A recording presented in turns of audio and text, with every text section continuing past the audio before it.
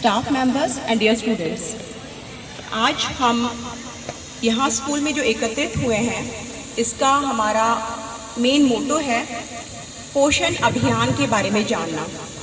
तो सबसे पहले पोषण अभियान के बारे में विस्तार से जानकारी देने से पूर्व मैं आपको बताना चाहूँगी पोषण क्या है।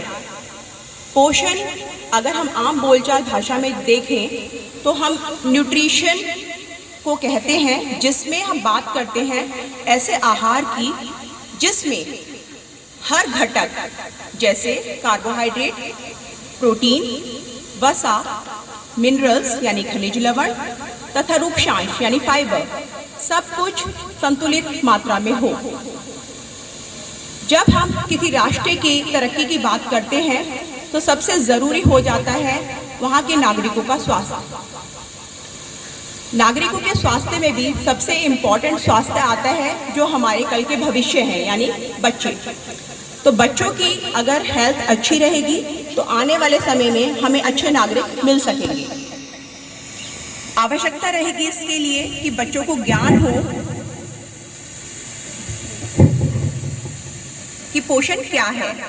पोषण के विषय में हम छठी क्लास से ही विस्तार में जानकारी लेने लगते हैं, जिसमें हम भोजन के घटकों की जानकारी देते हैं। हमारे भारतीय आहार को यदि हम देखें तो हमारे भारतीय आहार में मुख्यतः कार्बोहाइड्रेट को रखा जाता है। सबसे अधिक मात्रा कार्बोहाइड्रेट की ही रखी जाती है।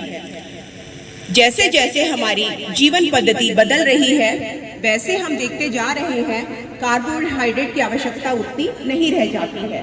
तो ऐसे में आवश्यकता हो जाती है कि हम कार्बोहाइड्रेट की मात्रा को घटाएं, साथ ही साथ हम प्रोटीन तथा अन्य खनिज लवण की मात्रा को आहार में बढ़ाएं।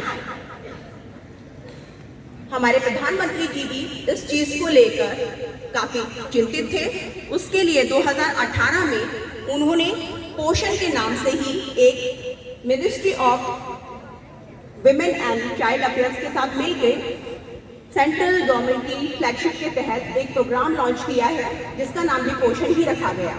यहाँ पर पोषण एक एब्रिविएटेड फॉर्म है जिसका पूरा नाम है prime ministers overarching scheme for holistic nutrition, जिसमें उन्होंने बात की कि बच्चों को, महिलाओं को पूरी तरीके से पोषित किया जाए, जिससे आने वाले समय में हमें अच्छे नागरिक मिल सकें।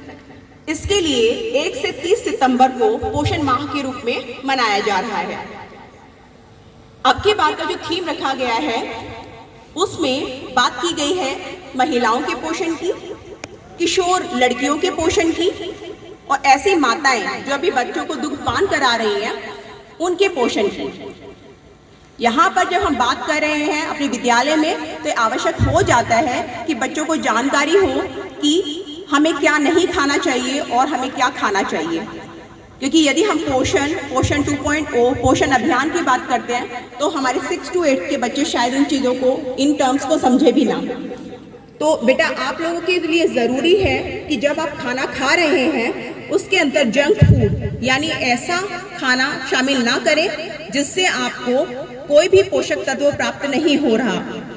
ऐसे खाने में क्या आता है, जैसे आजकल आप बाहर की चीज़ें खा रहे हैं, बर्गर, पिज़्ज़ा, चाउमीन, ऐसी चीज़ें खाने में कैलोरीज से भरपूर हैं, परंतु साथ ही साथ आपको वो कैलोरीज नहीं दे रही जो आपको अपने वृद्धि और विकास के लिए चाहिए। यदि आप इनका सेवन लगातार करते रहेंगे तो आने वाले समय में आप मोटापे से ग्रसित हो सकते हैं और आपका विकास रुक जाएगा। 3 चीज़ों में हम विकास को रोकने की बात करते हैं। स्टंटेड ग्रोथ यानी आपकी हाइट नहीं बढ़ेगी, अंडरवेट आपका वजन जितना होना चाहिए उम्र के हिसाब से कम हो जाएगा, और तीसरा वेस्टिंग का अर्थ है आपका जो आयु है, आपकी जो हाइट है उसके आधार पर मिसमैच हो जाएगा। तो यदि आप चाहते हैं कि हमें एक अच्छे नागरिक, एक स्वस्थ नागरिक के रूप में बढ़ना है तो आपके लिए ज़रूरी है कि आप एक ऐसा आहार ग्रहण करें जिसमें सारी चीज़ें उचित मात्रा में उपलब्ध हो।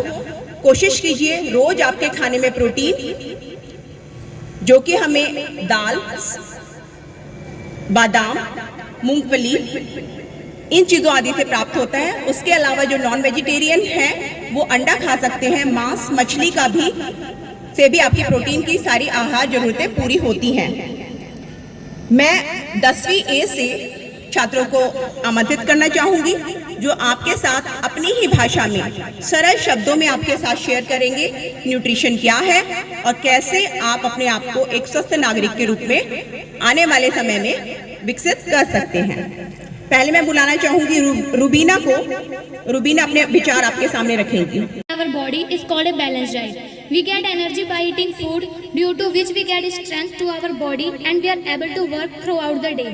A balanced diet mainly consists of carbohydrates, glucose, fiber, fibrous foods, fats, minerals, water and proteins, etc.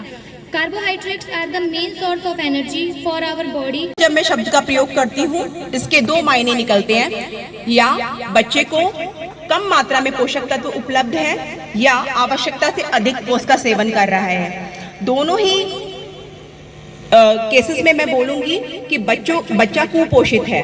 तो अगर बच्चा कुपोषित है तो क्या होगा, बच्चा अपनी स्टडीज की तरफ ध्यान नहीं दे पाएगा, जिसके कारण बच्चा बीमार रहेगा, स्कूल में उसकी हाजिरी सही नहीं रहेगी और अगर वो टाइम से स्कूल नहीं आ रहा तो ऑब्वियसली उसकी स्टडीज अफेक्ट होंगी।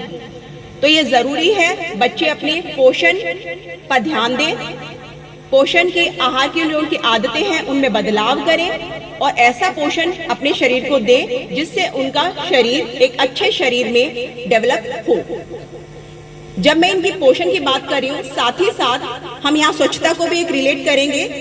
काफी सारे बच्चे जब मैं असेंबली में देखती हूँ तो दिखाई देता है कि आपके नेल्स, बहुत छोटी सी बात है लेकिन नेल्स मेनली फोकस कीजिए whenever you are eating with your hands. हमारी जो इंडियन मेंटेलिटी है, हमारा जो खाने की तरीका है, पद्धति या शैली है, उसमें हम हाथों का प्रयोग करते हैं। तो मैंने देखा है बच्चों के नेल्स बड़े हुए हैं, साफ नहीं हैं।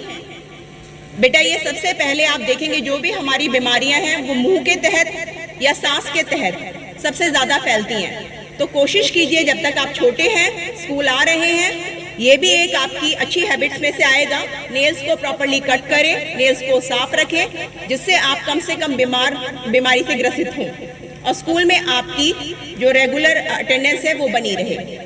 आई होप ये सेशन आपके लिए फ्रूटफुल हो, आप इसके बारे में जरूर सोचें और अपने एक अच्छे नागरिक के रूप में समाज की आगे बढ़कर सेवा कर सकें। Thank you very much. Thanks everyone.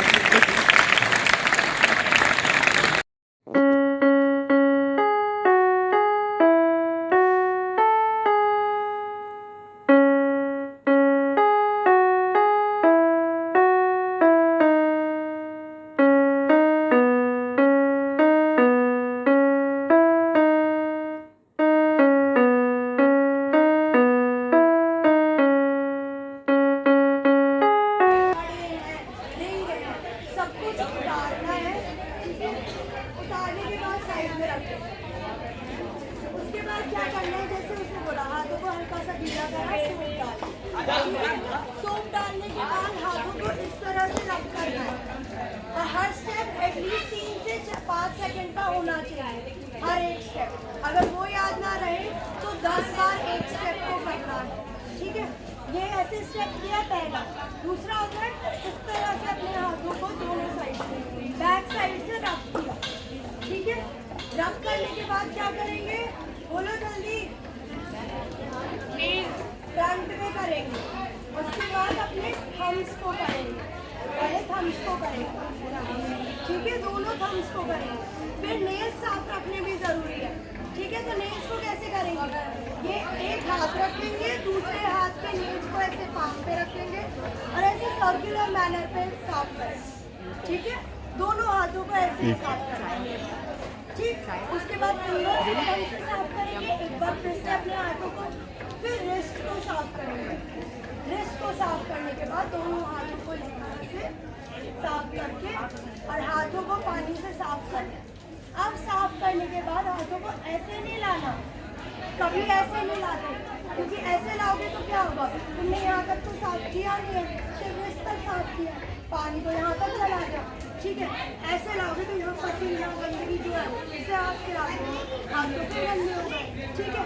तो क्या करना है, हाथों को पानी से साफ किया, फिर ऐसे रख दिया, फिर ऐसे ही अपने टॉवल से पोंछ के फिर नीचे।